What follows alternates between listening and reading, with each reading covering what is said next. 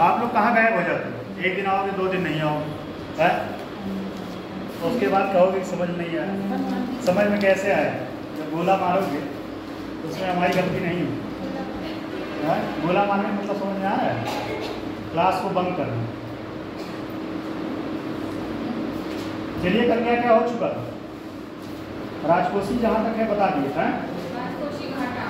राजकोषी घाटा अब कुछ उसके पहले पढ़ाए थे। आज कितने क्लास चला?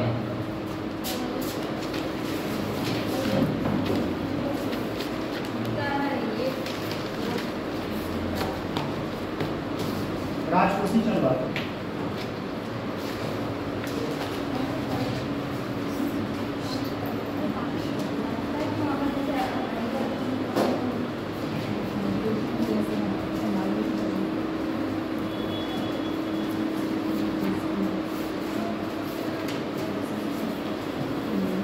राजकोषी ने क्या क्या बता दिया थे?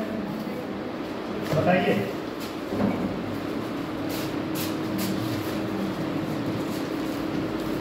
राजस्व व्यय बता दें। चलिए बताइए, राजस्व व्यय क्या होता है? राजस्व व्यय आप कहाँ गए थे? 2 दिन कहाँ गए थे? आप भी गए थे। बताओ राजस्व व्यय। अब जो क्लास बंक किया उसको बजट नहीं समझना है कभी, क्योंकि मेन चीज जो है खत्म होने का डर है।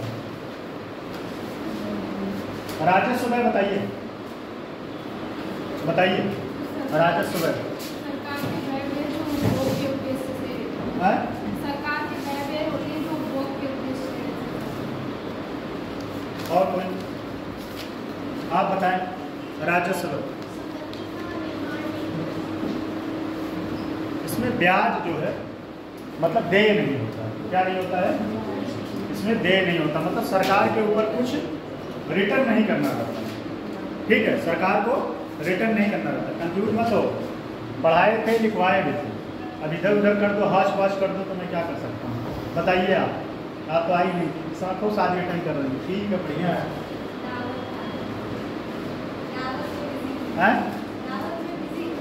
दावत ठीक है, बिजी रहना जरूरी है, लेकिन ये भी जरूरी है। मुझे लगता है इससे ज़्यादा वो जरूरी नहीं है।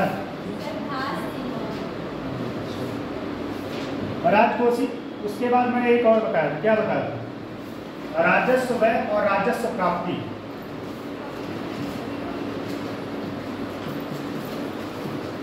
राजस्व प्राप्ति। फिर बताया था पूंजीगत व्यय और पूंजीगत प्राप्ति। बताइएगा राजस्व प्राप्ति क्या होता है?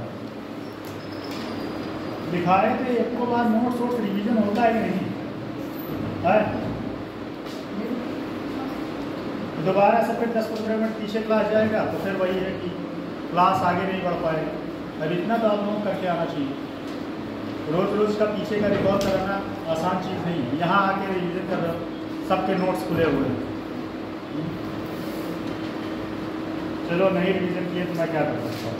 और राजस्व राजकोषी घाटा। राजकोषी घाटा मैंने बताया था। क्या बताया था? थोड़ा लिखवाए। राजकोषी घाटा,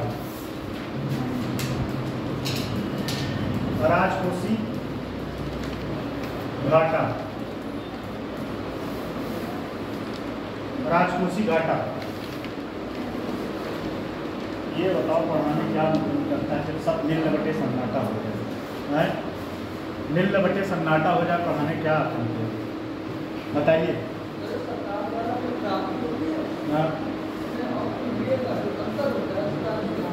राजस्व घाटा, बात तो सही बताया। राजस्व घाटा और राजस्व व्यय क्या होता है?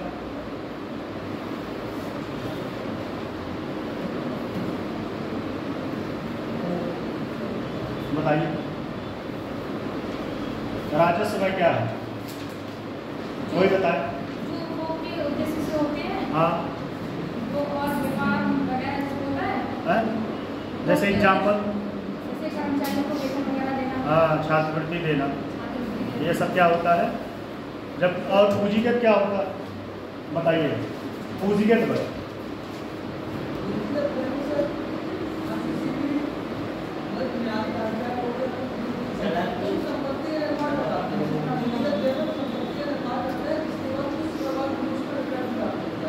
सही है, एकदम सही। जैसे कि सड़क अब बताइए, आप बताएं एग्जाम्पल। जैसे कि सड़क हुई, हाँ सही है, सड़क हो गई। आप बताएं, आप तो एकदम कुछ 2 दिन से गोला मार रहे हैं। चलो देखो, ये जो है, ये चैप्टर अगर आपका कंप्लीट हो जाए आज या कल में, तो मिला जुला के आपका कोर इकोनॉमिक्स कंप्लीट हो जाएगा। ठीक है, जो बेसिक मतलब मेन इकोनॉमिक्स है, उसके बाद कॉमन टॉपिक है। और कॉमन टॉपिक जो है बहुत इंपॉर्टेंट है, ये नहीं कि इम्पॉर्टेंट नहीं है, वहाँ से क्वेश्चन बहुत आते हैं। तो उसके बाद बताएंगे क्या शुरू होगा। पहले थोड़ा राजस्व घाटा जो कल था उसको मैंने छोड़ दिया था बीच में, उसको कंप्लीट कर लो पहले। राजकोषीय घाटा था ना, आप ही लोगों की वजह से छूटा था। सर टाइम तो हो गया। टाइम हो गया था लेकिन बीच में छुड़वा दिया, टॉपिक कंप्लीट हो जाने दिया। चलिए लिखिए, यहाँ तक हो चुका था मेरे ख्याल से, कुल ऋण के बराबर होता है, हाँ? उसी के आगे लिखिए, पैराग्राफ चेंज करिए। वित्तीय वर्ष 22-23 में राजकोषीय घाटा, वित्तीय वर्ष 2022-23 में, वित्तीय वर्ष 2022-23 में राजकोषीय घाटा जीडीपी का, राजकोषीय घाटा जीडीपी का 6.4%, आइए 6.4% जीडीपी का, वित्तीय वर्ष 2022-23 में राजकोषीय घाटा जीडीपी का 6.4% रहा, 6.4% रहा। आप दोनों लोग कहीं इतना पीछे बैठ गए, आगे वाली सीट खाली है।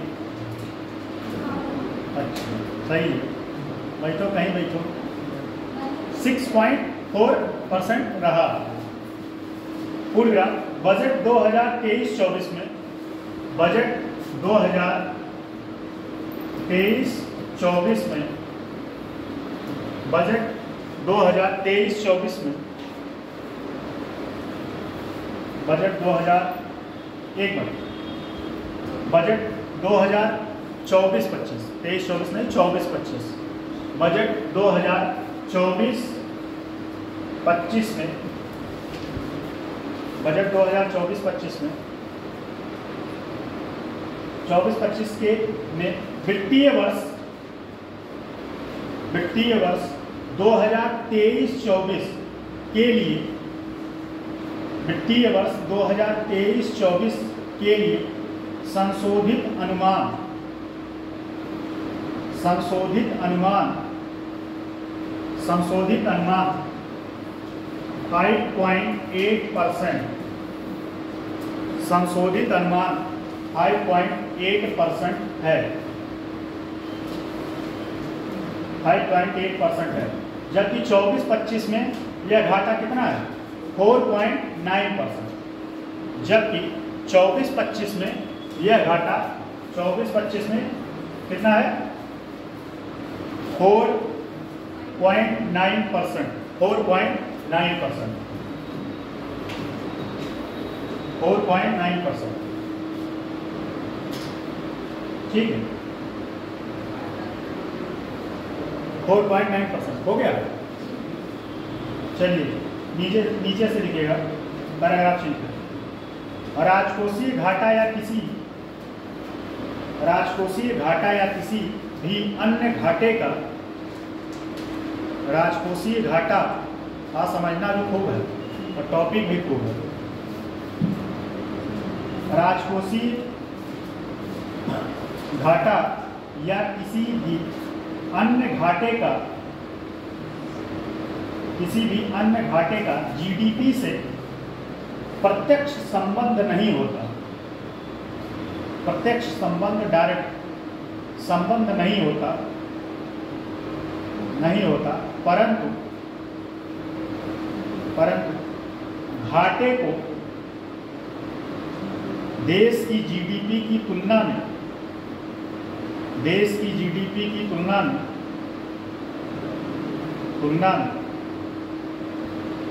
प्रतिशत के रूप में प्रदर्शित किया जाता है।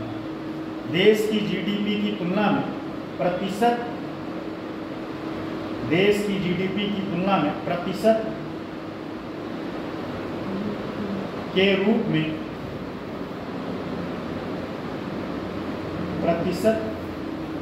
में प्रदर्शित किया जाता है।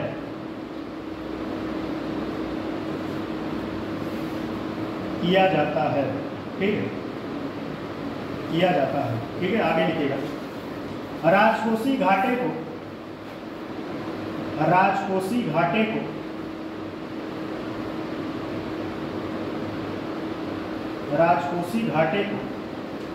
प्राप्तियों को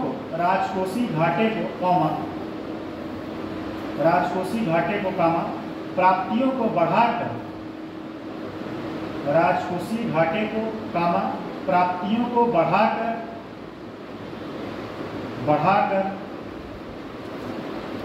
या खर्च को घटाकर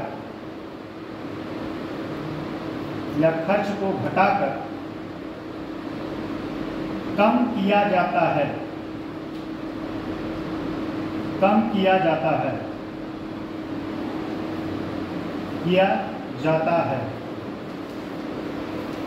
किया जाता है।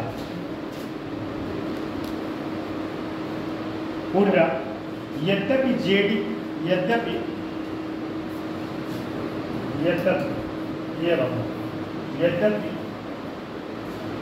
जीडीपी की तुलना में यद्यपि जीडीपी तेजी से बढ़ती है, तो प्रतिशत के रूप में जीडीपी तेजी से बढ़ती है तो प्रतिशत के रूप में राजकोषीय घाटा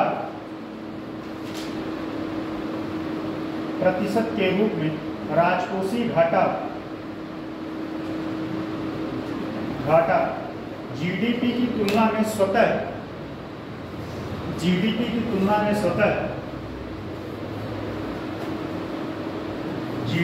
तुलना में स्वतः क्या होगा, बढ़ जाएगा, घट जाएगा, क्या होगा, घट जाएगा। हाँ, की तुलना में स्वतः घटता है जीडीपी के। और एक बात और जान लीजिए, लिख लो, किसी भी देश की अर्थव्यवस्था की क्या राजकोषीय घाटा ज्यादा होना ठीक है कि कम होना ठीक है? बताइए, राजकोषीय घाटा ज्यादा होना ठीक है कि कम होना ठीक है? ज्यादा होना ठीक। कौन बोला? अच्छा, हाँ, बहुत तेज से दिखाएंगे। जीडीपी आप बताओ, ज्यादा होगा, ज्यादा ठीक है कि कम?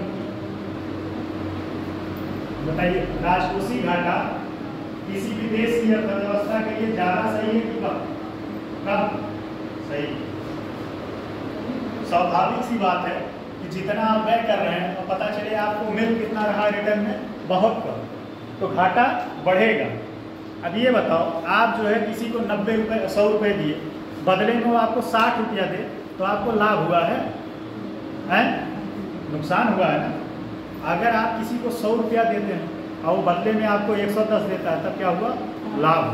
लेकिन भारत अभी इस स्थिति में पहुंचा नहीं कि जो है राजकोषीय घाटा जो है बहुत कम हो जाए, या कह सकते हैं प्लस हो जाए, तो अभी तक ये हो नहीं पाया। और एक चीज़ और है, राजकोषीय घाटा किसी भी देश की अर्थव्यवस्था को गति प्रदान करने के लिए, क्या करने के लिए? गति प्रदान करने के लिए घाटा जरूरी है। नहीं तो पता चले सरकार अपना रिटर्न निकालने के चक्कर में बहुत सारी चीज़ों पे लगाम लगाना शुरू कर देगा, तो उससे क्या होगा? डिमांड और सप्लाई की चीज़ें, क्योंकि भाई स्वाभाविक सी बात है, सरकार चाहेगा कि मुझे ज़्यादा रिटर्न मिले, तो बैंक क्या करेगा? ब्याज बढ़ाएगा। फिर जितने भी जो प्रोडक्ट हैं वो सब सारे अपना दाम बढ़ाएंगे, जिससे सरकार को ज़्यादा टैक्स दे पाए। तो स्वाभाविक सी बात है, आम नागरिकों के लिए काफ़ी नुकसानदेह होगा। जैसे अभी रिसेंट में आप लोग सुन रहे होंगे, अमेरिका जो है चाइना पे 245% क्या लगाया? कौन सा टैक्स उसको क्या बोलते हैं? बता दो, करंट का न्यूज़ है।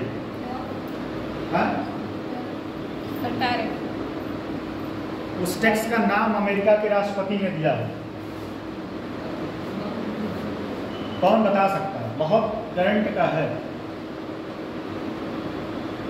और चाइना के ऊपर लगभग 245% लगा दिया। पहले तो कम किया था। इसमें ये इसको कहते हैं टैरिफ वार। पहले अमेरिका लगाया, फिर उसके बाद उसके बदले में चाइना लगाया, चाइना ने फिर जो है अमेरिका लगाया, अब चाइना लगाएगा। इसको कहते हैं टैरिफ वार, एक दूसरे के ऊपर, जिससे आपका सामान उस देश में महंगा हो जाए, उसका सामान आपके देश में महंगा हो जाए। ये एक तरीके से कह सकते हैं ये संरक्षणवादी नीति होती है। अभी आएगा वो भी। कौन सा टैक्स है? नहीं आ रहा। रेसिप्रोकल। रेसिप्रोकल होता क्या है? मैं जो पढ़ा होगा वही बता पाएगा। रेसिप्रोकल मैथ कौन पढ़ा भाई बताओ? मैथ पढ़ने वाला का रेसिप्रोकल ना बताए तो आज इस क्लास में कम से कम 100 बार तक बैठक करें। बताओ रेसिप्रोकल क्या होता है? चलो मैं एग्जांपल देता हूँ। एक का रेसिप्रोकल कितना होगा? कौन बता सकता है? या कह सकते हैं 2 का रेसिप्रोकल। एक का छोड़ो, 2 का। कोई बता सकता है? भाइयों और बहनों, ये क्लास 9th की चीज़ है। रेसिप्रोकल क्या पढ़े सब? इसका रेसिप्रोकल 1/2 होगा। ठीक है।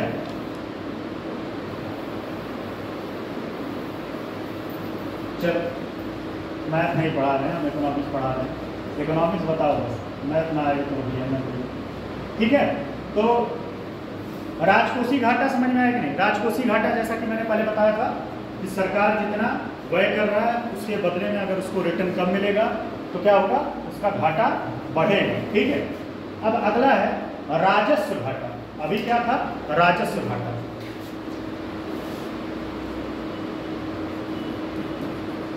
राजस्व घाटा, इसमें क्या होता है? इसमें सरकार के खर्च को देखते हैं। ठीक है। सरकार जितना खर्च कर रहा है, मतलब किसमें? उसमें 2 चीज़ था।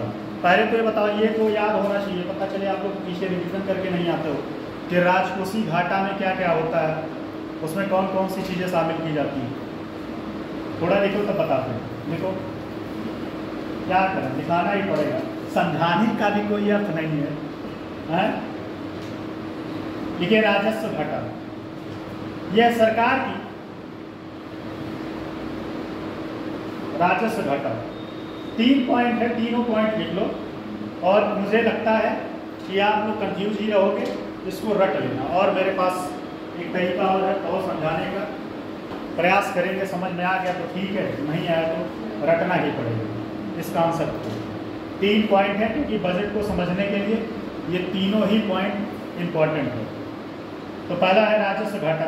ये तो हो चुका राजकोषीय घाटा। राजस्व घाटा देखिए, यह सरकार की राजस्व प्राप्ति, यह सरकार की राजस्व प्राप्ति, यह सरकार की राजस्व प्राप्ति और राजस्व व्यय, सरकार की राजस्व प्राप्ति एवं राजस्व व्यय के बीच का अंतर, राजस्व व्यय के बीच के अंतर को दर्शाता है। के बीच के अंतर को दर्शाता है। के बीच के अंतर को दर्शाता है। के बीच के अंतर को दर्शाता है। हो गया। अतः इसकी गणना पूंजीगत प्राप्ति और पूंजीगत व्यय, इसकी गणना पूंजीगत प्राप्ति एवं पूंजीगत व्यय, पूंजीगत प्राप्ति एवं पूंजीगत व्यय को शामिल नहीं किया जाता है।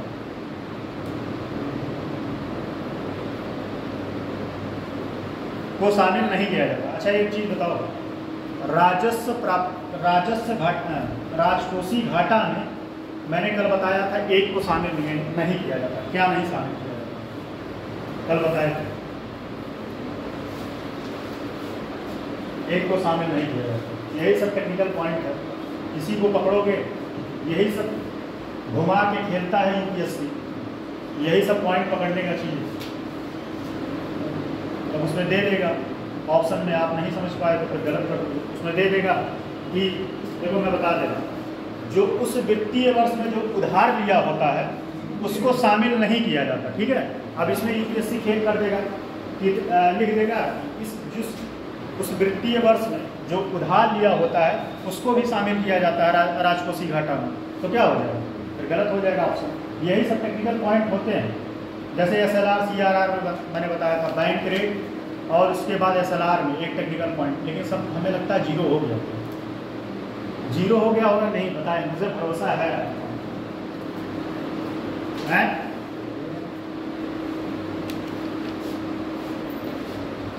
नोट्स रिवीजन नहीं करोगे कैसे याद रहेगा? Repo rate reverse, repo rate reverse repo rate में अंतर पता है क्या होता है?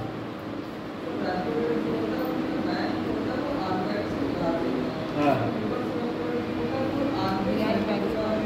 अच्छा चलिए, और इधर सारे लोग मिल के, सारी जनसंख्या, सारी पब्लिक मिल के ये बताए CRR और SLR में क्या अंतर है? CRR और SLR में क्या अंतर है? पूरी पब्लिक मिल के बताओ। खुला इतना सब बताए थे, ऐसे कहोगे कि इसे क्या काम करेगा? मेरी बातों को बुरा लग सकता है, लेकिन ऐसे पढ़ोगे तो सिलेक्शन नहीं होगा। सीरियसली मैं बता रहा हूँ, ऐसे पढ़ोगे तो सिलेक्शन नहीं होगा, बहुत दिक्कत हो जाएगी जीवन में। कम से कम देखो, क्लास मैं जानता हूँ कि सबके पास काम होता है, ठीक है, आपके पास, सबके पास, मेरे पास, लेकिन ज़्यादा नहीं पढ़ पाओ। जो क्लास में पढ़ाया गया उसको तो रिवीजन कर लो, और उसको रिवीजन करने में कितना टाइम लगता है? मैं ट्रिक बताऊँ, जाते जाते ये ट्रिक मुझे पहले बताना चाहिए था, आज बता रहा हूँ। 2 क्लासों के बीच में कम से कम 10 से 5 मिनट का गैप होता है कि नहीं? उस गैप को आप यूज़ करो। आप जाके इधर उधर पानी पियोगे, पानी बगल में रखो। बाहर जाने से अच्छा है क्लास के बीच जो 10 मिनट का गैप मिलता है उसमें उस क्लास का रिवीजन करो। उससे आपके घर जाने का बर्डन कम हो जाएगा, घर पे रिवीजन करने का बर्डन कम हो जाएगा।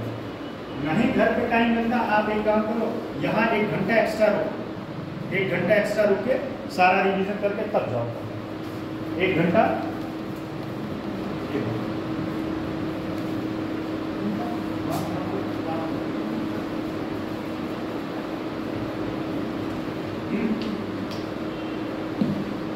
तो क्या है कि अगर आप 1 घंटा यहाँ रुक जाएंगे तो उससे आपका रिवीजन हो जाएगा, नहीं तो पढ़ने का कोई मतलब नहीं निकलेगा। सीरियसली मैं बता रहा हूँ, पढ़ने का कोई अर्थ नहीं निकलेगा अगर आप रिवीजन नहीं करते। बस लगेगा कि हाँ सिलेबस मेरा कंप्लीट हो गया, लेकिन वो सिलेबस सिर्फ दिमाग में चलेगा कि हाँ सिलेबस कंप्लीट हो गया है, लेकिन उसका इनपुट जो है कोई नहीं किया। ठीक है, तो मैं बताता हूँ, सोचता हूँ कि आप लोग थोड़ा सा अंदर का आपके ज़मीर जागे, कुछ काम करो, लेकिन हमें लगता है ज़मीर जाग नहीं रहा है। टाइम नहीं मिलता, यहाँ से जाने के बाद टाइम मिलता है कि नहीं? 2:30 बजे, लगभग 2 बजे छुट्टी पा जाते हो, 3 बजे तक पहुँच जाओगे घर, या 2:30 बजे तक पहुँच जाओगे। 5 बजे से बैठ के आराम से 8 बजे तक तो पढ़ ही सकते हो। लेकिन हाँ, यहाँ हो सकता है कि खाना जल्दी बनाना पड़ता है 6 बजे, तो ये समस्या हो सकती है।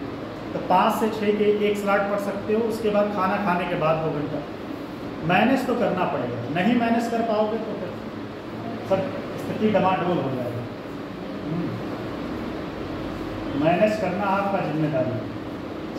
चलो लिखो आगे, आगे सब लिखो तब समझाते हैं। तो राजस्व घाटा कहाँ तक हो चुका? शामिल नहीं किया जाता। शामिल नहीं किया जाता। किसको शामिल नहीं किया जाता बताओ? पूंजीगत प्राप्ति और हाँ, पूंजीगत, हाँ, पूंजीगत प्राप्ति और पूंजीगत व्यय। पूंजीगत प्राप्ति क्या था ये तो बताए थे। पूंजीगत प्राप्ति, पूंजीगत व्यय, ये मैंने बताया था। अब बताइए, अभी कल ही बताया।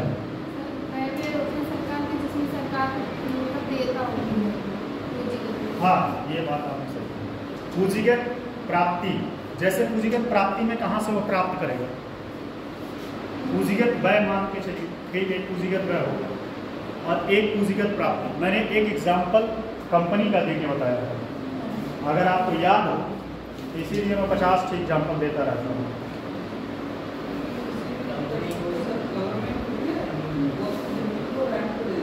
लीज में दे देती, ये सब क्या था मैंने बताया था, उससे उसको चलो देखो, वही जो चीज़ें हैं वही इसी का घाटा है, बस जो पीछे कॉन्सेप्ट समझे हैं, इसमें कुछ नहीं है।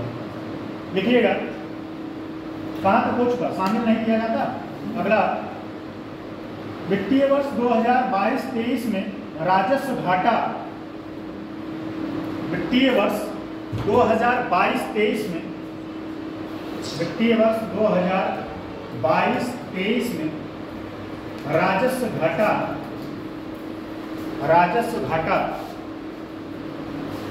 4% रहा, 4% रहा,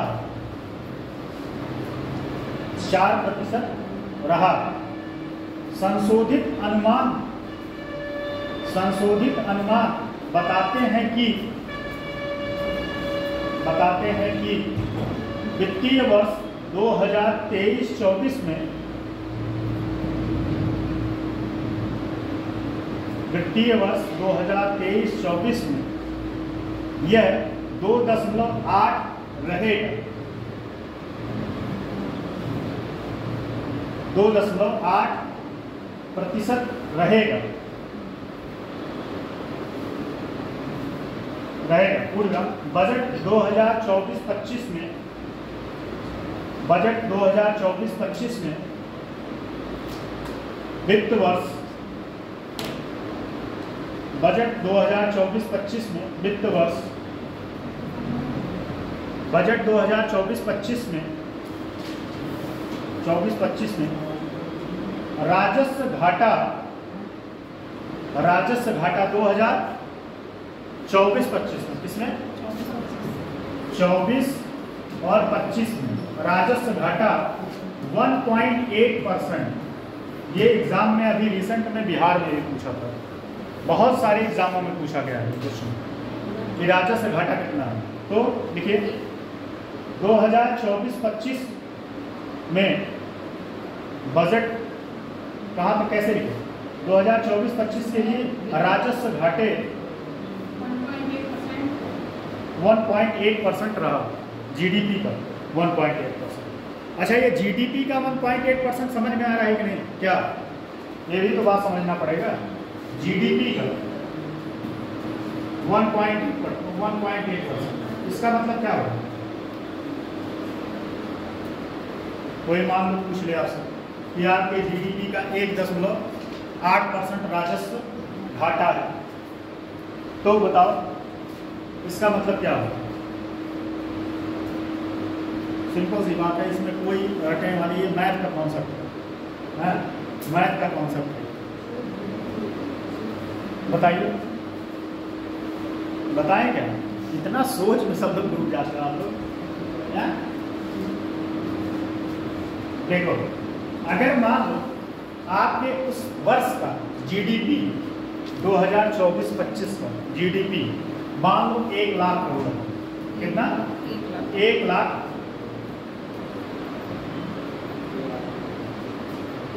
करोड़ है।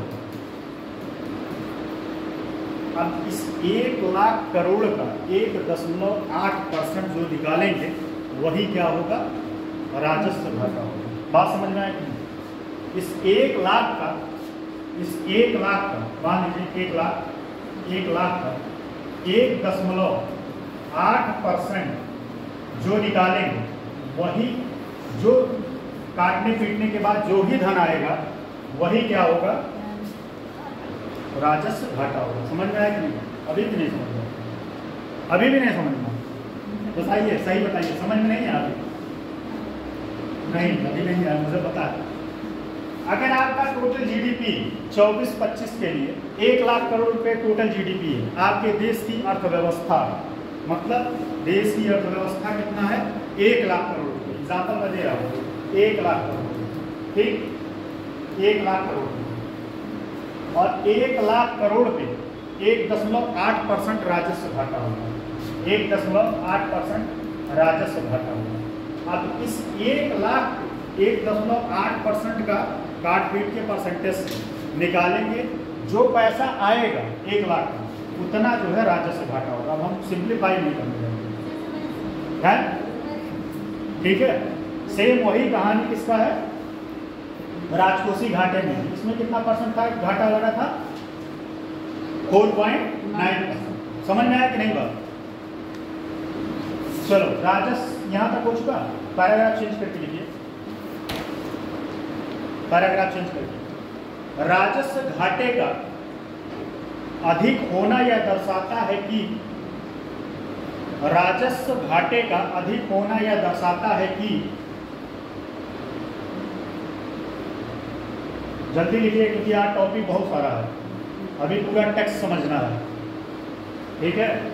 और नहीं लिख पाओगे तो टेक्स्ट जो है हम दे देंगे PDF, लेकिन समझ तो लेंगे टेक्स्ट कौन कौन सा है, और इसको तो लिखना ही पड़ेगा। ये थी, राजस्व घाटे का अधिक होना यह दर्शाता है कि सरकार की राजस्व प्राप्तियां उपभोग के, सरकार की राजस्व प्राप्तियां उपभोग के खर्च को पूरा करने में, उपभोग के खर्च को पूरा करने में पर्याप्त नहीं, अतः सरकार उपभोग के उद्देश्य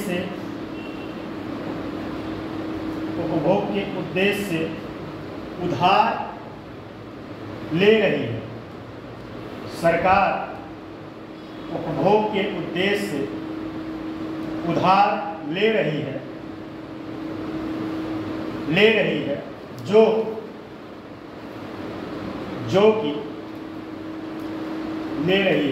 जो कि अच्छा संकेत नहीं।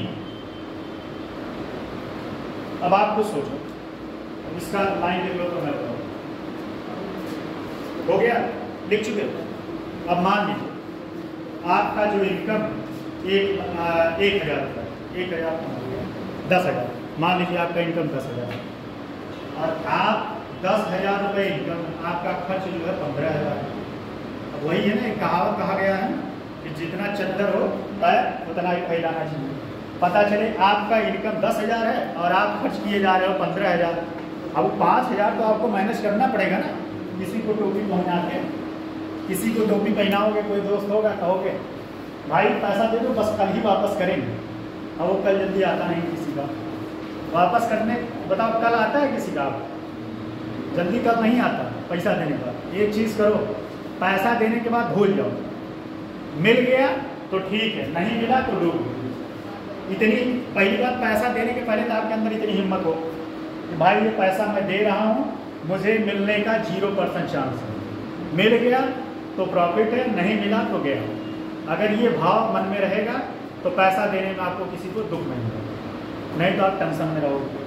तो पता चले आपका 10,000 इनकम है और आप 15,000 खर्च किए जा रहे हो, अब 5,000 रुपये इधर उधर से व्यवस्था करो। सेम सरकार भी वही करता है कि जितना उसका मिल रहा है उससे ज़्यादा वह जो है खर्च कर रहा है।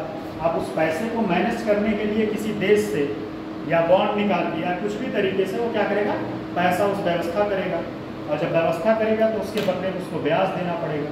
ब्याज देना पड़ेगा तो GDP में कहीं ना कहीं जो है समस्या का कारण बनेगा। बात समझ में आया कि नहीं? तो कहाँ तक हो चुका? अच्छा संकेत नहीं है, उधार ले रहे, ठीक है, जो कि अच्छा संकेत नहीं है। पूर्ण ग्राफ आगे से, राजस्व घाटा यह भी दर्शाता है कि, राजस्व घाटा यह भी दर्शाता है कि देश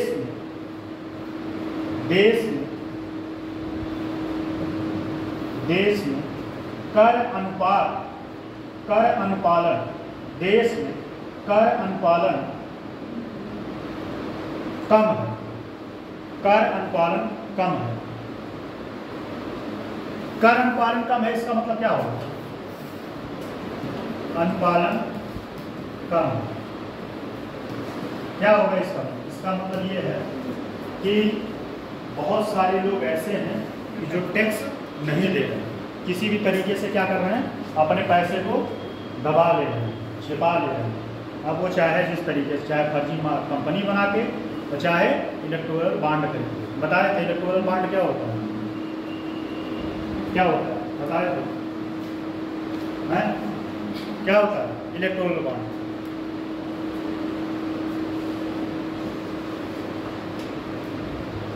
सब एक भी क्वेश्चन आंसर बताने में एकदम क्या है?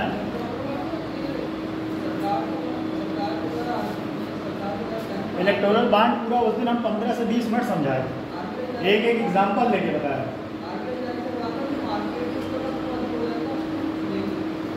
क्या?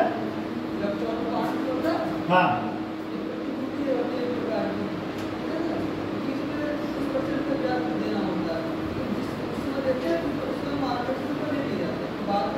गलत। अब हमें लगता है आप लोग या तो इंग्लिश नहीं समझ पाए, इस वजह से गलत कॉन्सेप्ट बता रहे हैं। आप हिंदी बताएं तो हो सकता है समझ में आ जाए। चुनावी बांड, हाँ मेन चीज़ यही समस्या था कि जो है इंग्लिश नहीं समझ पाए। हम समझ रहे थे, चुनावी बांड बताए थे, चुनावी बांड बताए थे नहीं? क्या था वो मैं नहीं पूछ रहा हूँ। चुनावी बांड होता क्या है? क्या होता है बताओ? चुनावी बांड तो क्या हुआ? वो कहीं सो रहे हैं, क्या हुआ? चुनावी बांड क्या होता है बताओ? चुनावी बांड में मतलब कोई व्यक्ति उसको खरीदता है, जैसे जिसका लोकसभा या विधानसभा में 1% चुनाव होता है। बहुत सही, हाँ 1% क्या होता है? मत होता है, वैलिड मत का। जो विधानसभा या लोकसभा के जो चुनाव हुआ होता है उसमें उसके मत, वैलिड मत का 1% उसको प्राप्त होना चाहिए, वही जो है चुनावी बांड प्राप्त कर सकता है। और चुनावी बांड खरीदने के बाद जो है वो किसी अपने फेवरेट पार्टी को देता है, बदले में उसको कुछ मिलता नहीं है। लेकिन ये डायरेक्ट में कुछ नहीं होता, इनडायरेक्ट में जो है बहुत सारे साठगांठ होते हैं। मैंने सारा एग्जाम्पल लेके बताया था। अब जाओ पीछे नहीं जाएंगे, फिर से अपना याद करना लिखना होगा।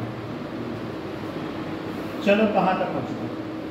अनुपालन, कर अनुपालन मैंने बता दिया। कर अनुपालन मतलब ये होता है कि कोई व्यक्ति कर अनुपालन मतलब कर का जो है मतलब जो टैक्स देना चाहिए वो टैक्स देने से बच रहा है, चोरी कर रहा है, टैक्स चोरी कर रहा है। ठीक है, तो कर अनुपालन कम है। ठीक है, पूर्व राजकोषीय सुदृढ़ीकरण, राजकोषीय सुदृढ़ीकरण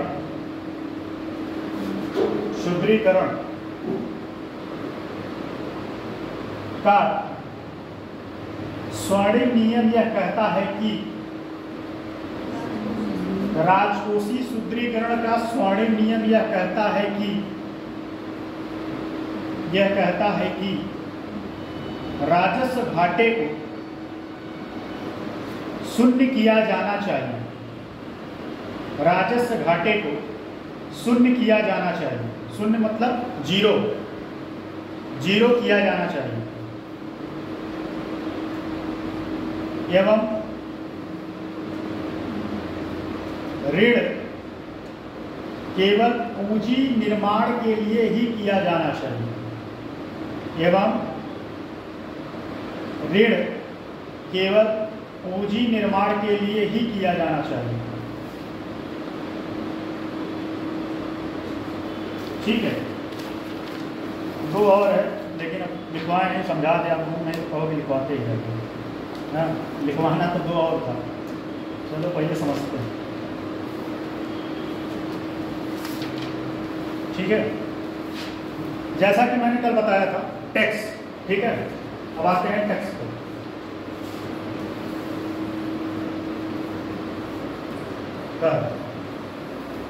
टैक्स बताए थे क्या क्या था?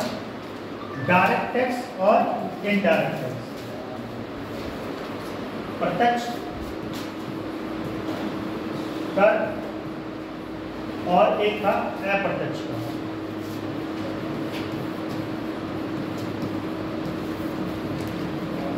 अप्रत्यक्ष कर, प्रत्यक्ष कर में क्या था? प्रत्यक्ष कर मैंने बताया था कि इसको आप किसी के ऊपर ट्रांसफर नहीं कर सकते। क्या नहीं कर सकते? जिस व्यक्ति के ऊपर लगता है वही देता है। इसमें कौन कौन से कर आते हैं? संपत्ति कर, संपत्ति कर, निगम कर,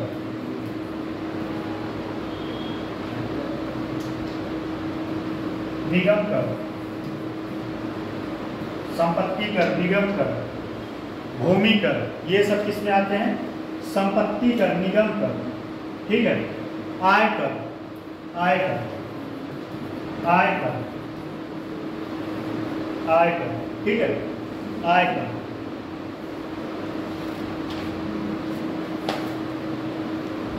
आय कर, संपत्ति कर, एंजल टैक्स। चलो एंजल टैक्स रहने दो, एंजल टैक्स रहने दो। House tax, house tax,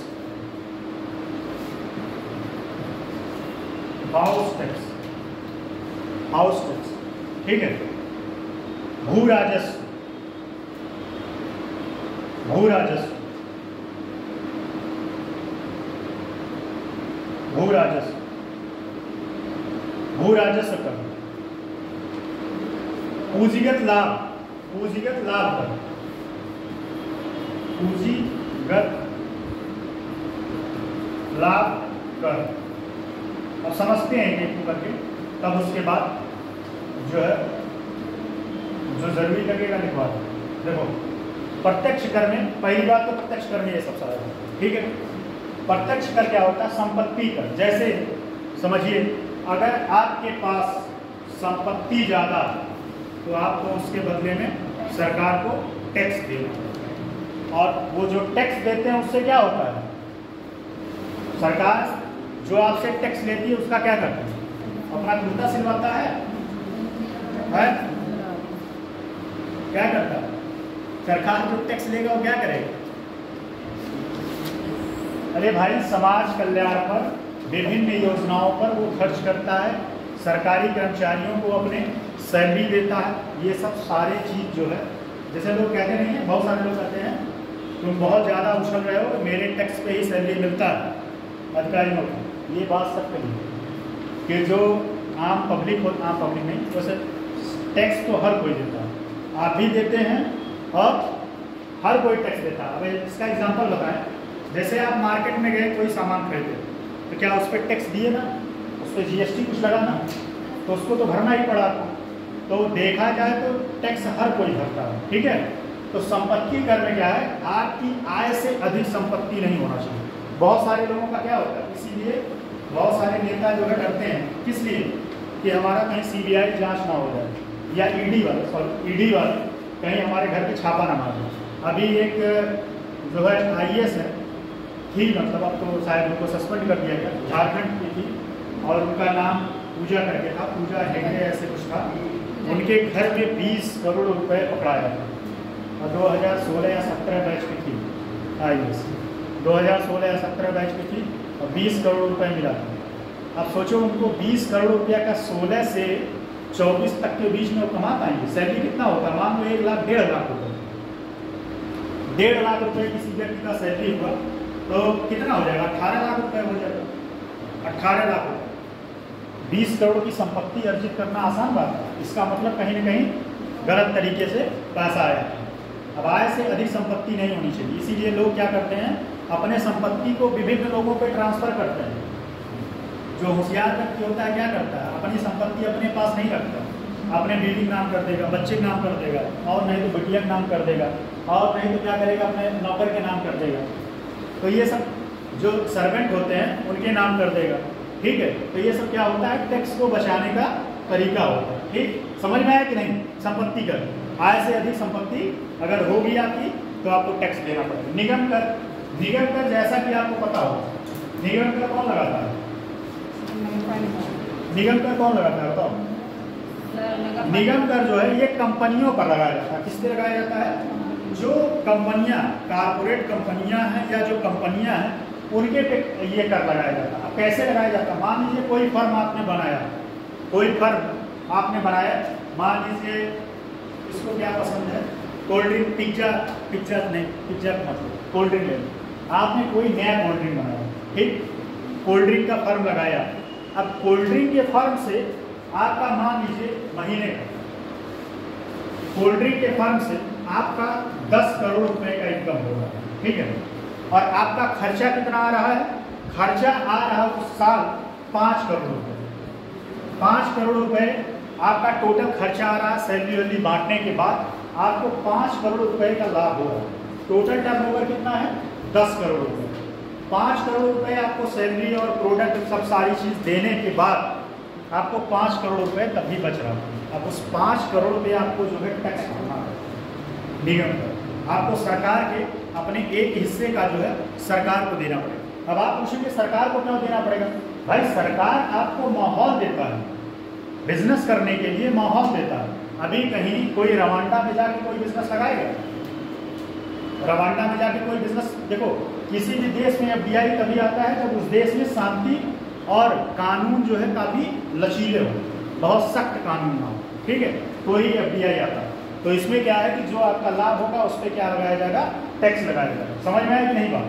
2 topic आया, समझाने के बाद भी कल पूछेंगे एकदम दिल लग के सन्नाटा हो जाएगा। मैं समझाने में, बताइए आप ही लोगों से पूछिए, समझाने में कुछ हौच-पौच होता है या आपको याद नहीं होता? बताइए, समझने में कोई दिक्कत होता है या हमारे कॉन्सेप्ट समझाने में आपको कोई समस्या हो? हैं? बताइए, नहीं गलती हो हम समझा नहीं पाए हो तो भी बताइए। नहीं तो आप लोग रिवीजन किया करिए, थोड़ा सा मेरा भी मनोबल बढ़ता है कि मैंने जो पढ़ाया आप लोगों ने रिवीजन किया। फिर थोड़ी सी लैंग्वेज प्रॉब्लम भी है। क्या लैंग्वेज प्रॉब्लम? सर आप कभी इंग्लिश में बोल देते हैं, कुछ तो बात पूछते वक्त तो कभी हम हिंदी में समझते हैं, इंग्लिश भी हो जाती है। नहीं तो आप इंग्लिश उसका हिंदी में तो पूछ सकती हैं, ऐसा नहीं है कि मैं हिंदी नहीं बताऊँगा। हम भी अमेरिका थोड़ी बन के आए हैं, इंग्लिश बताते हैं तो हिंदी भी बताते हैं। अगर आपको मान लो इंग्लिश में नहीं समझ में आता, मैंने इंग्लिश जैसे अभी इलेक्टोरल बॉन्ड पूछा, मुझे समझ में आ गया था कि इंग्लिश वाला वर्ड नहीं समझ पाया था, चुनावी बॉन्ड पूछे होते तभी बताते अच्छे से, वो पूछ लेना चाहिए इसका हिंदी क्या, इसमें क्या शर्म करना है। मैं भी कौन सा अमेरिका से आया हूँ कि सब एकदम धारा प्रवाह इंग्लिश बोल रहा हूँ, है ठीक है। ये दोनों समझ में आया कि नहीं? अगला है आयकर। अब आयकर क्या होता है? किसी व्यक्ति की इनकम, किसी व्यक्ति का क्या होता है? इनकम। अब वह इनकम किसी भी तरीके से हो सकता है, जैसे कोई मान लो कोई प्राइवेट जॉब कर रहा है, प्राइवेट जॉब कर रहा है तो उसका जो सैलरी होगा वही उसका आय होगा कि नहीं? उसका आय होगा कि नहीं? कर की बात मत समझिए, पहले आय समझिए, इनकम को समझना जरूरी है। किसको? इनकम। इनकम क्या होता है? इनकम ये होता है, जैसे मैं अपनी बात बताऊँ, मैं यहाँ पढ़ा रहा हूँ, मुझे इसके बदले में कुछ मिल रहा है, 2-4 रुपये मिल रहा है, ठीक, वो मेरा इनकम होगा, ठीक है, इनकम होगा। कोई टीचर मान लो किसी स्कूल में पढ़ाता है या किसी सरकारी स्कूल में पढ़ाता है, पर मंथ जो सैलरी होता है वो उसका इनकम होता है, ठीक है। या कोई कंपनी जो 1 साल में टर्नओवर करता है वो उसका इनकम होता है। समझ में आया कि नहीं? अब इनकम के लिए कंडीशन बजट में दिया गया कि आपका इनकम यहाँ से यहाँ, मुझे एग्जैक्ट मैं बता दूंगा, बजट दे दूंगा। मान लो फॉर एग्जाम्पल के तौर पर समझिएगा, आपका इनकम 3 लाख, सरकार कहा कि 3 लाख रुपए तक का छूट है। अगर आप 1 साल में 3 लाख रुपए कमाते हैं, क्या करते हैं? 3 लाख रुपए कमाते हैं, तो आपको टैक्स नहीं देना पड़ेगा। क्या नहीं देना पड़ेगा? आपको इनकम टैक्स नहीं देना पड़ेगा, इनकम पर टैक्स नहीं देना पड़ेगा। लेकिन 3 लाख से जो ही 1 रुपया ज़्यादा हुआ आपका, 3 लाख से जो ही 1 रुपया ज़्यादा हुआ, फिर आपको क्या भरना पड़ेगा? टैक्स देना पड़ेगा, इनकम टैक्स। और वो टैक्स का स्लैब अलग अलग तरीके से अलग अलग होता है, ठीक है। टैक्स का स्लैब अलग अलग तरीके से अलग अलग होता है। जैसे जैसे आपका सैलरी बढ़ता जाता है वैसे टैक्स भी बढ़ता जाता है। बात समझ में आया कि नहीं? इनकम टैक्स समझ में आया? आयकर समझ में आया कि नहीं? बोला करो भाई। हाँ, क्या हुआ? समझ में आया? ठीक। आगे है फिर हाउस टैक्स। तो ये तो हाउस टैक्स मतलब हाउस घरों पे लगता है, ठीक है। तो इसमें बताने वाली क्या बात है? नीचे क्या है? पूंजीगत लाभ। अब ये पूंजीगत लाभ क्या होता है? पूंजीगत लाभ जैसे सेम ये भी आय करके ही तरह है, लेकिन यह किसी कंपनी में लगा है। पूंजीगत लाभ मान लो कोई कंपनी या कोई व्यक्ति, दोनों ले सकते हैं, कोई कंपनी या व्यक्ति, अगर कोई कंपनी 10 लाख मतलब अगर उसका इनकम पहले उसका खर्च मान लो, अगर वो 10 करोड़ रुपए टोटल उसका खर्च है किसी कंपनी का, 10 करोड़ रुपए टोटल खर्च है, ठीक है। अगर उसका इनकम कितना हो 100 करोड़ रुपए, कितना हो 100 करोड़ रुपए, तब सोचो कितना लाभ हो रहा है उसको, सीधे 90 करोड़ का लाभ होगा। अब इस पे उसको टैक्स देना पड़ेगा। क्या देना पड़ेगा? पूंजीगत लाभ, जो उसका लाभ हो रहा है उस पर उसको टैक्स देना पड़ेगा। बात समझ में आ रहा है? इतनी बात समझ में आया तो लिखना चाहेंगे, लिख लो थोड़ा।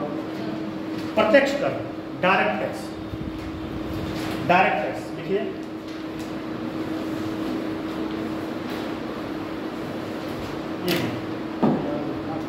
रिजल्ट आ रहा है क्या?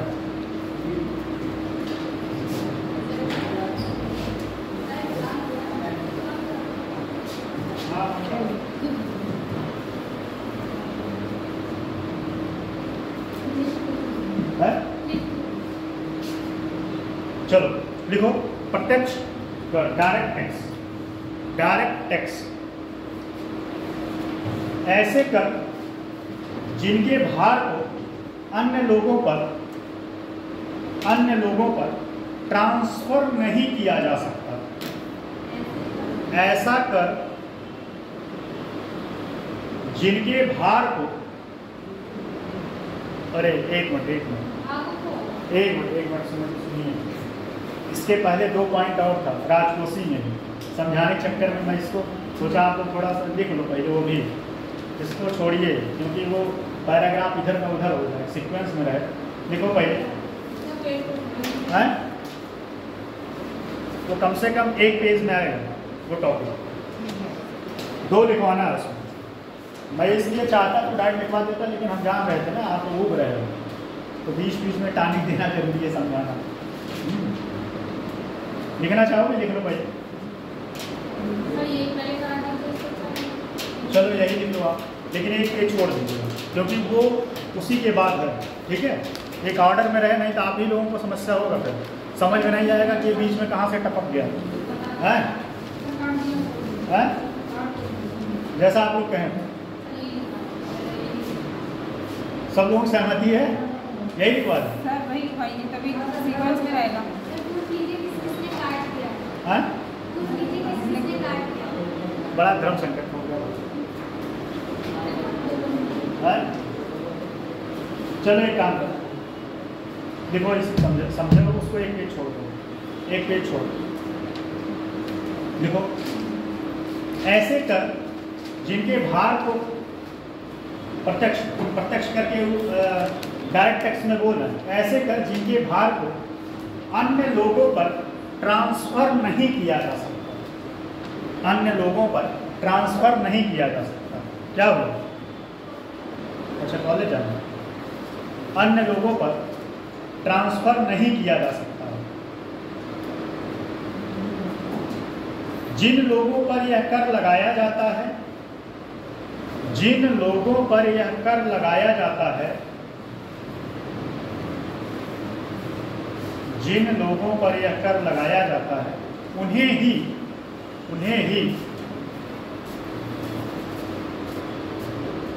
जिन लोगों पर यह कर लगाया जाता है, उन्हें ही इनके भार को वहन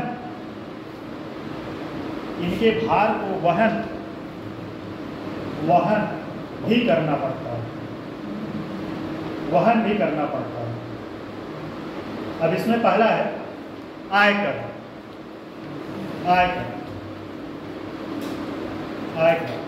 ठीक है, आयकर। अच्छा इसमें एक टेक्निकल पॉइंट है, मैं समझा दूँ थोड़ा सा।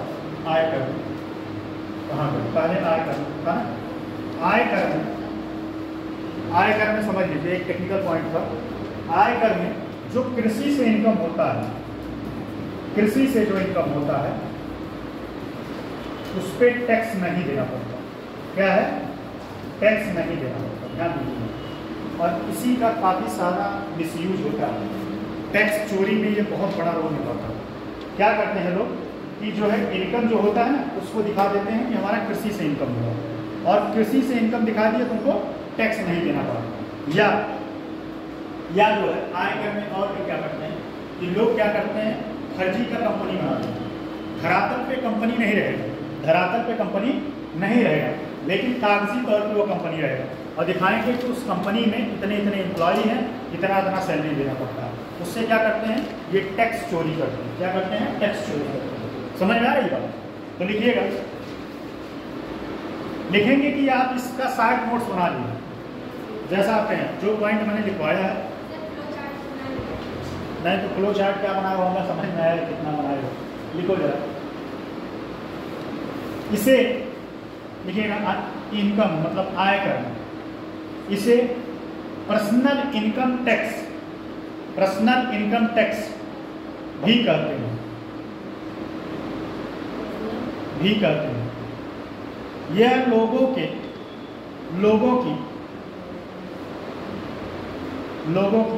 नॉन NOM नॉन एग्रीकल्चरल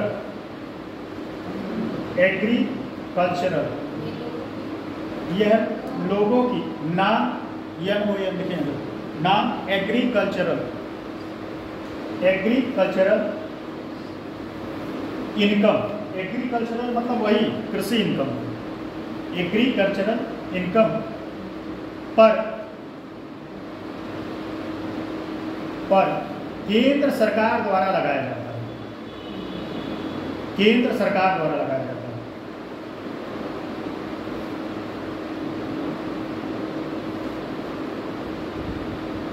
ठीक है, समझ में आ गया कि नहीं?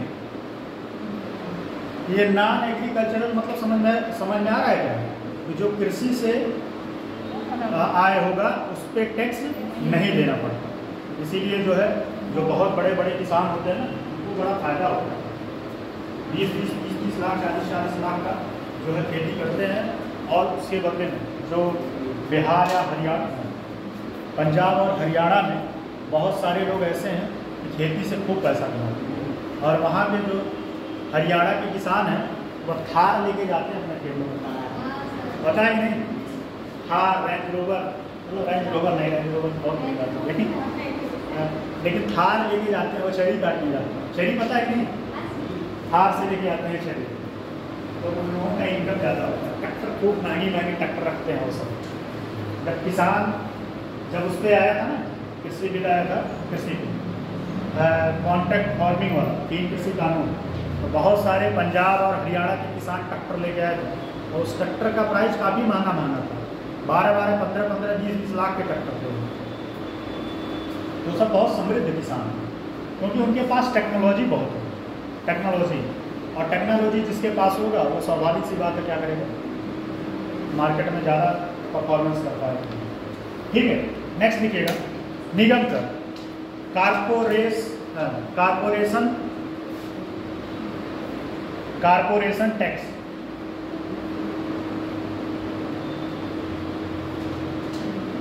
कारपोरेशन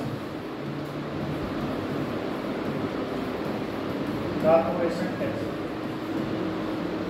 लिखिएगा। कंपनियों द्वारा अर्जित किए जाने वाले मुनाफे पर, कंपनियों द्वारा अर्जित किए जाने वाले मुनाफे पर केंद्र सरकार द्वारा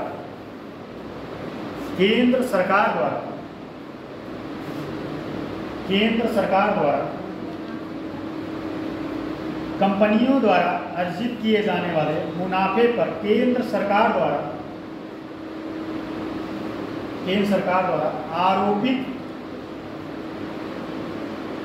आरोपित किया जाता है।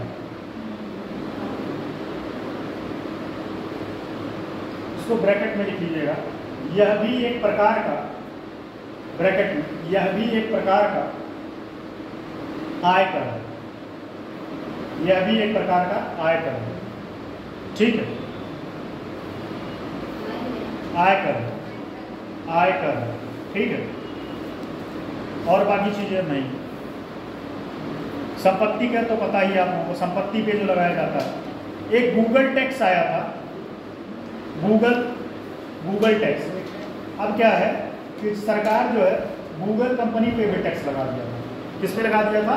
गूगल कंपनी पे 6% लगाया था, ठीक है। आगे और बढ़ भी सकता, बस इतना से समझिए कि गूगल पे भी टैक्स लगा दिया था, ठीक है। आगे एक लिख लीजिएगा, एक एंजल टैक्स लिख लीजिए। एंजल टैक्स समझा देते हैं। एंजल टैक्स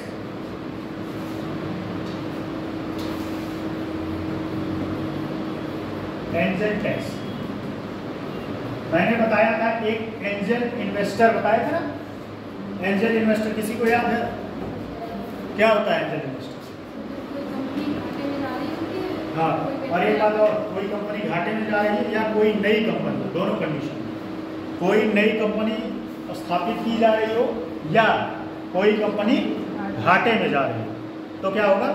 उस पर जो है जो इन्वेस्टर आते हैं वो उसमें पैसा लगाते हैं और बदले में खूब ढेर सारा रिफंड लेते हैं। अब इसी को, इसमें क्या हो रहा था, बहुत सारा जो है ब्लैक मनी हो रहा था। अब इसी को रोकने के लिए इस पर टैक्स लगा दिया गया, उसी को बोलते हैं एंजल टैक्स। अगर आप कंपनी से, जैसे क्या होता है, कंपनी मान लो उस दिन मैंने बताया था कि कंपनी घाटे में या कोई नया स्टार्टअप खड़ा कर रहा है, तो स्वाभाविक सी बात है उसको पैसे की ज़रूरत होगी। और जब पैसे की ज़रूरत किसी को होती है ना, तो आपके हर कंडीशन को मानने का तैयार होता है। अगर आपको मजबूरी है तो आपके हर कंडीशन को, अगर आप उससे कहेंगे मुझे 30% रिटर्न चाहिए, वो कहेगा ठीक है भाई ले लो। इससे क्या होता था कि बहुत सारे मात्रा में वो लोग रिटर्न पाते थे और सरकार को कुछ नहीं देते थे, सरकार को कुछ नहीं देते थे। सरकार ने उसी के लिए क्या किया? एंजल टैक्स लगा दिया कि भाई साहब अब जो तुम भी पाओगे इन्वेस्ट करने के बाद, जो तुम्हें लाभ होगा उस पर तुम्हें टैक्स देना। बात समझ में? एंजल टैक्स लिख लो इसको। एंजल टैक्स, इसे 2012 में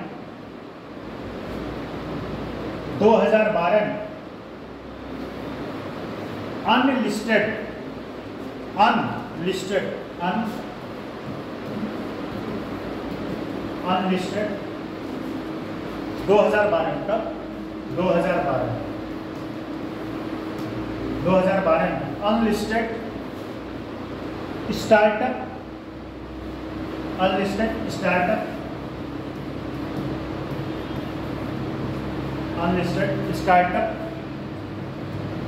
कंपनियों पर 30% की दर से आरोपित किया गया। 30% 30% की दर से आरोपित किया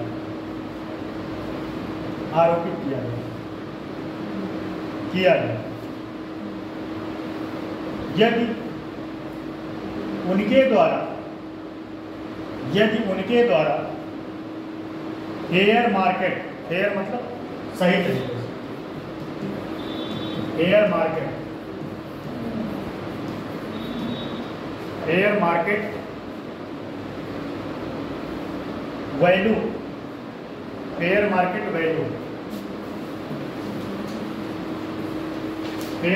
वैल्यू की तुलना में अधिक ऊंची कीमत पर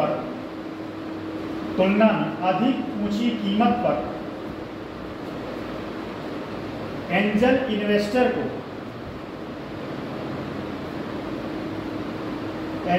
इन्वेस्टर को इक्विटी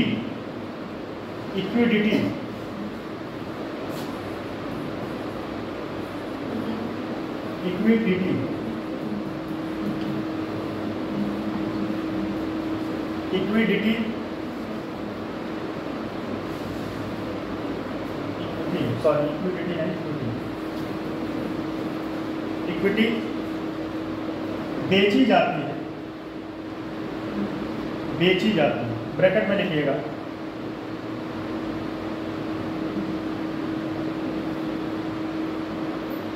ब्रैकेट में लिया, इसे हटा दिया गया है, बेची जाती है।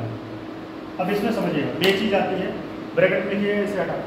जैसे क्या होता था कि जो एंजल इन्वेस्टर होते थे ना, एंजल इन्वेस्टर को क्या होता था भाई, कंपनी, मैंने वही बात बताया ना कि कंपनी को ज़्यादा जो इन्वेस्टर होता था वो कहता था मुझे ज़्यादा लाभ मिलेगा तो ही मैं पैसा लगाऊंगा, और मजबूरी में क्या करता था, पैसा लगाना पड़ता था, उसको देना ही पड़ता था।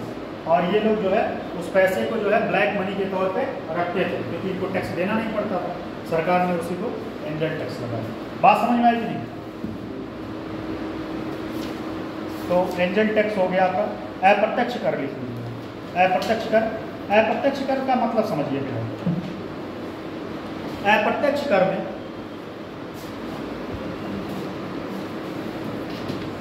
लिखना नहीं, समझ लेना। अप्रत्यक्ष कर जो होता है यह आप किसी दूसरे व्यक्ति के ऊपर ट्रांसफर कर सकते हैं। जैसे कस्टम ड्यूटी क्या होता है, कस्टम ड्यूटी, आप इसको किसी के ऊपर ट्रांसफर कर सकते हैं। भाई कंपनी आपकी है, ठीक है, आप किसी दूसरे व्यक्ति को भेज दीजिए सामान लाने के लिए, उस टाइम वही देगा, बेशक आप उसको बाद में देगा। बात समझ में आ रहा है? मतलब सिंपल सी बात है कि आपके ऊपर जो टैक्स लगा वह आप किसी और व्यक्ति को दे दें कि भैया तुम टैक्स भर दो, बाद में भरे हमसे। इनकम टैक्स में आप ही को देना पड़ता है, आपके सैलरी से कटेगा। कहाँ से कटेगा?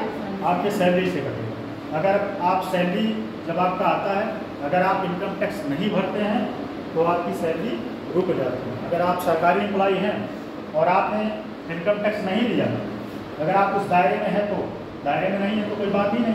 अगर आप उस दायरे में इनकम टैक्स नहीं भरते हैं तो आपकी सैलरी रोक दी जाएगी। बात समझ में आई?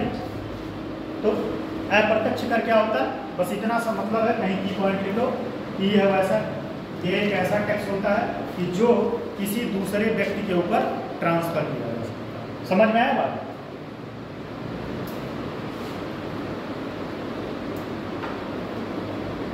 चलो उस वाले पेज पे आओ, 2 पॉइंट लिख लो वहाँ से। उस वाले पेज पे आके 2 पॉइंट लिख लीजिए। फिर उसके बाद आपका 2, 3, 4 पॉइंट और है, समझा के कल तक जहाँ तक है ये टॉपिक कंप्लीट हो जाएगा। आज या कल लिखिएगा इसमें एक और पॉइंट है, 2 पॉइंट बस हो। राजस्व हो गया। अब एक लिखिएगा प्राथमिक घाटा। प्राथमिक घाटा, प्राइमरी डिफिसिट, प्राथमिक घाटा। उसी पेज पे जाइएगा जहाँ मैंने छुड़वाया था। प्राथमिक घाटा, प्राथमिक घाटा लिखिएगा। प्राथमिक घाटा की गणना सरकार के, प्राथमिक घाटा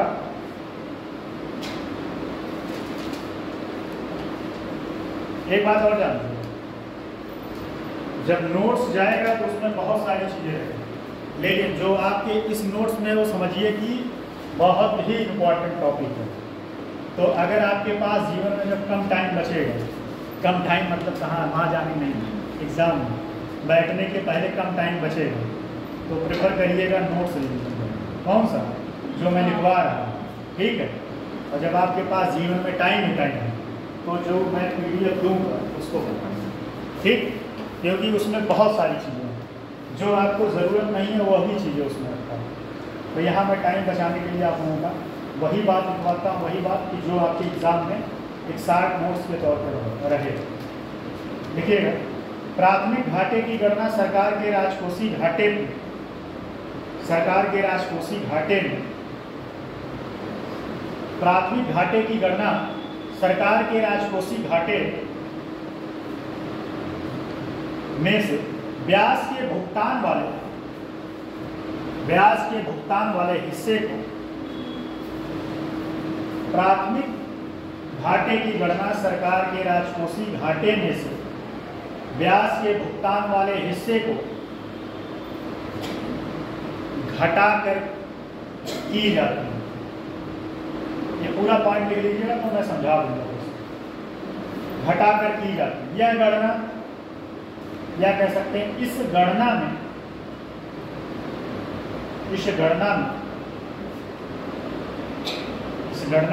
मदद करती है। यदि यह इस गणना में मदद करती है यदि पुरानी उधारी के ब्याज का, यदि पुरानी उधारी के ब्याज का,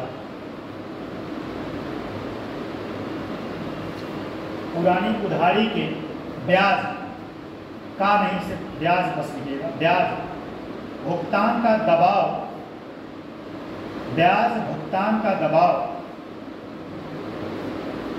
नहीं होता, नहीं होता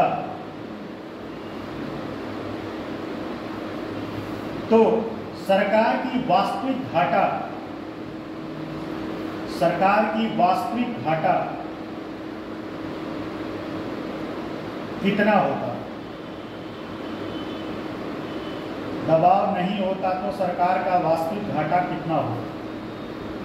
वित्तीय वर्ष 2022-23 वित्तीय वर्ष प्राथमिक घाटा,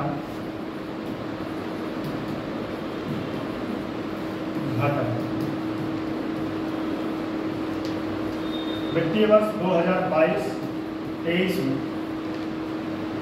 2022-23 में प्राथमिक घाटा जीडीपी का, प्राथमिक घाटा जीडीपी का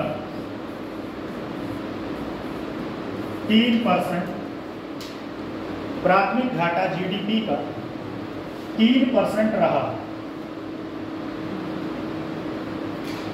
3% रहा। पूर्ण बजट 2024-25 के अनुसार, बजट 2024-25 के अनुसार 24-25 के अनुसार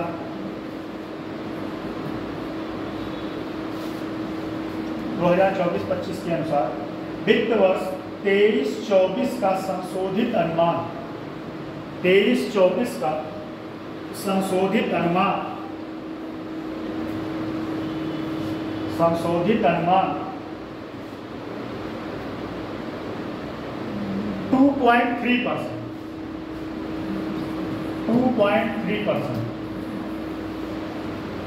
2.3% है। पूर्वग्राम है, पूर्वग्राम है। वित्त वर्ष 2024-25 के लिए, वित्त वर्ष 2024-25 के लिए, वित्त वर्ष 2024-25 के लिए प्राथमिक घाटे का बजट अनुमान, प्राथमिक घाटे का बजट अनुमान 2024-25 के लिए प्राथमिक घाटे का 2024-25 के लिए प्राथमिक घाटे का बजट अनुमान सकल घरेलू उत्पादन का अनुमान जीडीपी का 1.4%, जीडीपी का 1.4%, 1.4% है। ठीक,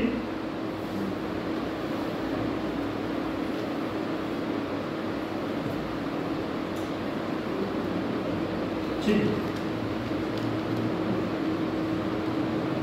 चलिए एक और बचा है, समझ लीजिए। मन करेगा तो लिख लीजिएगा, नहीं मन करेगा तो मत लिखिएगा, समझ तो लीजिएगा। एक है प्रभावी राजस्व घाटा।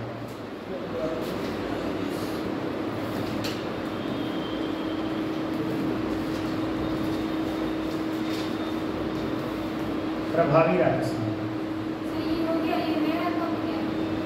हाँ वो हो गया। अब इसी उसी में है एक पॉइंट और था, एक टॉपिक और था, 3 इसमें बचा था।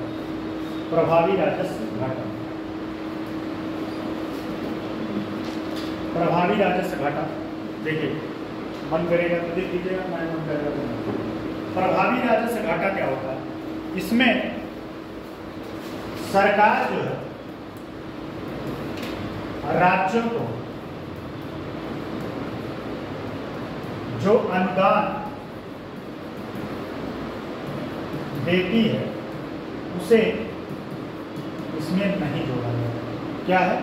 नहीं जोड़ा, मतलब उसको घटा दिया। प्रभावी राजस्व घाटा क्या है? फिर से समझिए। प्रभावी राजस्व घाटा वह घाटा होता है जिसमें सरकार द्वारा अनुदान दी गई राशि को घटा के निकाला जाता है। जैसे समझिएगा, आंध्र प्रदेश को 15,000 करोड़ रुपए का अनुदान दिया गया। ठीक है, अब अगर प्रभावी राजस्व घाटा निकालेंगे तो 15,000 करोड़ रुपए उसमें से माइनस कर देंगे। बात समझ में आती है। और इसमें एक कंडीशन ये कि अगर कोई संपत्ति का निर्माण हो, कोई संपत्ति का निर्माण हो रहा है तो उसको इसमें जोड़ा जाए। अगर राज्य सरकार को जो अनुदान दिया जा रहा है उस अनुदान से किसी संपत्ति का निर्माण हो तो इसमें ऐड किया जाए। अगर संपत्ति का निर्माण कैसे होगा, मान लो केंद्र सरकार राज्य सरकार को किसी हॉस्पिटल बनाने के लिए पैसा दिया, किसको दे दिया गया, हॉस्पिटल बनाने के लिए, तो आने वाले समय में क्या उससे इनकम होगा कि नहीं, कुछ होगा, तो वो उसमें बात समझ में आती है। प्रभावी राजस्व, ये 4 पॉइंट ऐसे थे कि जिससे आप बजट समझ सकते। अब बजट कितना समझ में आएगा कितना नहीं आएगा ये डिपेंड करता है। अगर आप नोट्स एक बार अच्छे से पढ़ लिए तो बजट समझ में आएगा, क्योंकि नोट्स बहुत ही आसान लैंग्वेज में है। समझ में आया कि नहीं था? नोट्स बहुत आसान लैंग्वेज में है, कुछ पॉइंट और है समझते हैं।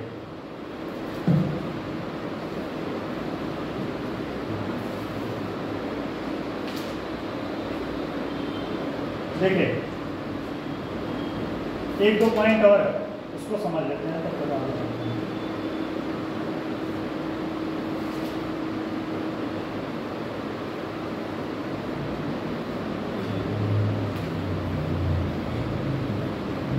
चलिए अब देखते हैं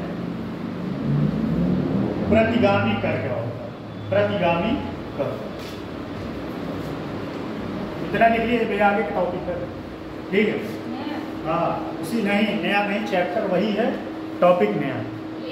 हाँ, जो इनकम टैक्स हो गया ना और उसके बाद अप्रत्यक्ष कर हो गया ना, अब अप्रत्यक्ष के बाद लिखिएगा। मतलब लिखना नहीं है, पहले समझ लो, लिखना नहीं है। प्रतिगामी कर प्रणाली, अप्रत्यक्ष मैंने बता दिया। अप्रत्यक्ष कर ऐसा कर होता है जो किसी दूसरे व्यक्ति के ऊपर ट्रांसफर किया जाता है। ठीक है, बात समझ में। लेकिन प्रत्यक्ष कर आप किसी दूसरे ऊपर ट्रांसफर नहीं कर सकते, बस दोनों में अंतर है। अगर आप एग्जाम्पल कहेंगे तो मैं एग्जाम्पल लिखवा सकता हूँ अप्रत्यक्ष कर क्या करें। चलो इसको समझ, अप्रत्यक्ष कर का एग्जाम्पल कहिए, लिखवा देंगे, हमें कोई दिक्कत नहीं है। चलिए अभी लिखवा देते हैं, इसको समझ। प्रतिगामी कर, ठीक है, प्रतिगामी कर प्रणाली।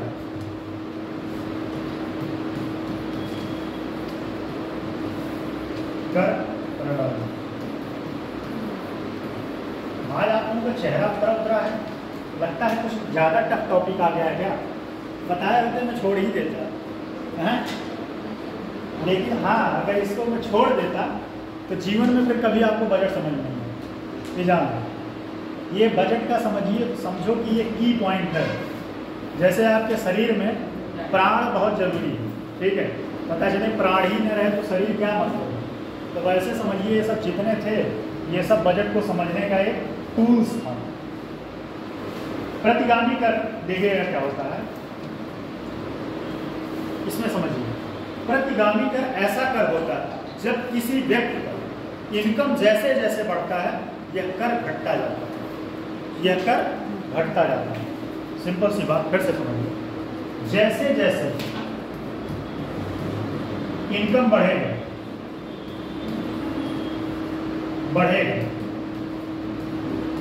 यह कर जो है घटता जाता है। लेकिन अगर अब इसका एग्जांपल, जैसे मान लीजिए आपका सैलरी पहले 10,000 रुपये, 10,000 रुपये था, तो उस पर 5% टैक्स लगता है। ठीक है, नहीं 5% नहीं जाता है।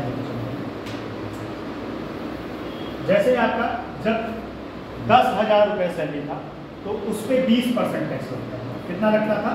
20%। अगर आपका सैलरी 30,000 रुपये, 30,000 रुपये, तो इस पर कितना लगने लगा? 15%। लेकिन दोनों ही केस में ऐसा नहीं है कि नुकसान होगा, बस टेक्निकल बात है। दोनों लोग इधर देखो, दोनों लोग इधर देखो। इसमें क्या समझना है? प्रतिगामी कर टैक्स में।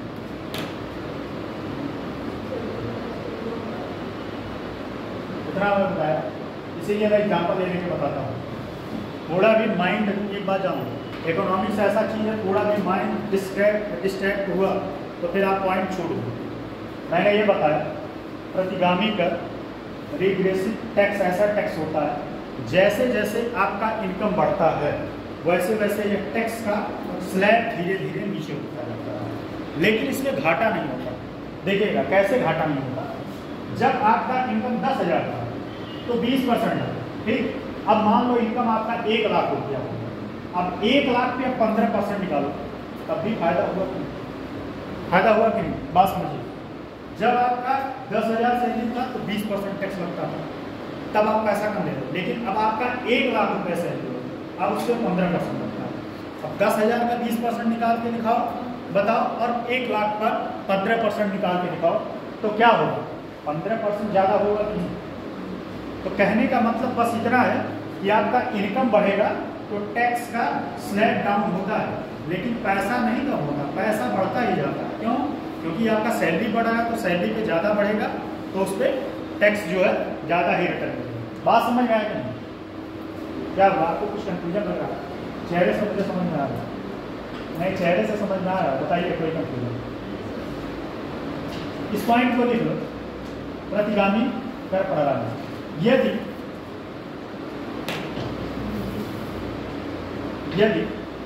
कर की दर आय में वृद्धि के साथ, यदि कर की दर आय में वृद्धि के साथ,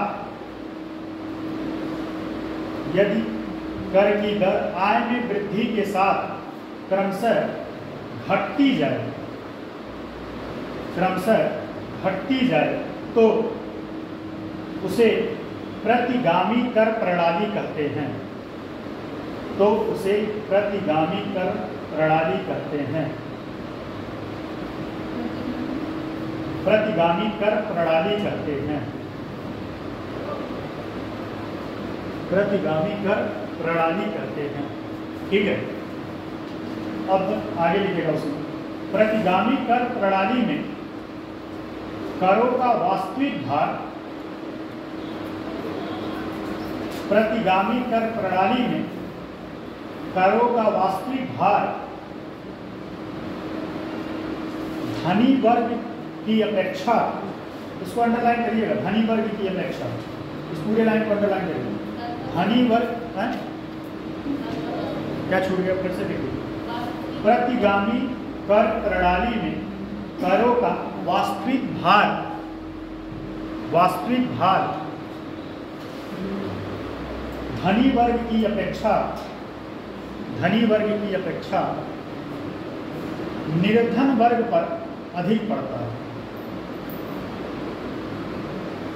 निर्धन वर्ग पर अधिक पड़ता है। इस प्रणाली में अधिक पड़ता है। इस प्रणाली में उच्च आय अर्जन की तुलना में, उच्च आय अर्जन की तुलना में निम्न आय अर्जक, निम्न आय अर्जक से आय का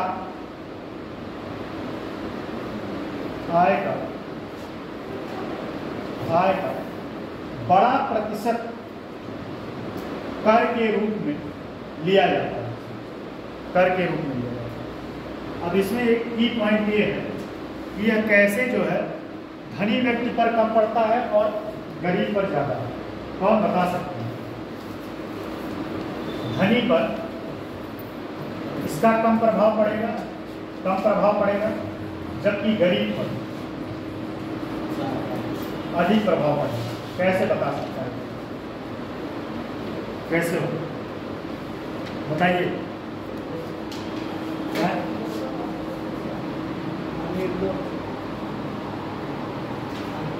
हाँ वेरी बताइए।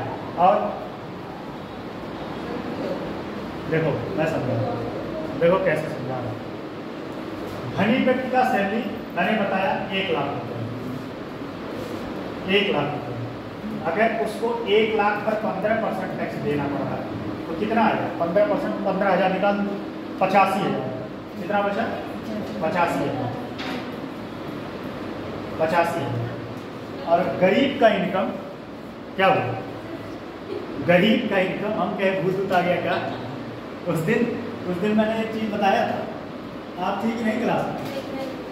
अरे भूत ऐसे आता है और उसमें जो है भूत आने क्या होता है कि वो बाल जो है खोल के फिर इधर उधर कारनामा शुरू। ऐसा कुछ नहीं है ना? नहीं तो सबसे पहले हम ही क्लास से भागेंगे।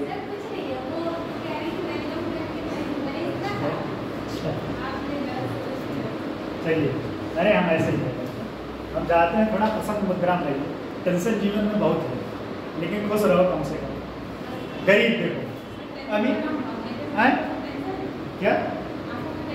सबको टेंशन है, हमें कहाँ टेंशन नहीं रहे। हम कौन सा दूसरे प्लेनेट से आए हुए हैं? हम भी इसी प्लेनेट हैं। नहीं, दूसरे हर व्यक्ति को अपनी समस्या लगता है, लेकिन हो सकता है कि आपसे ज़्यादा सामने वाला परेशान हो। हर कोई परेशान है।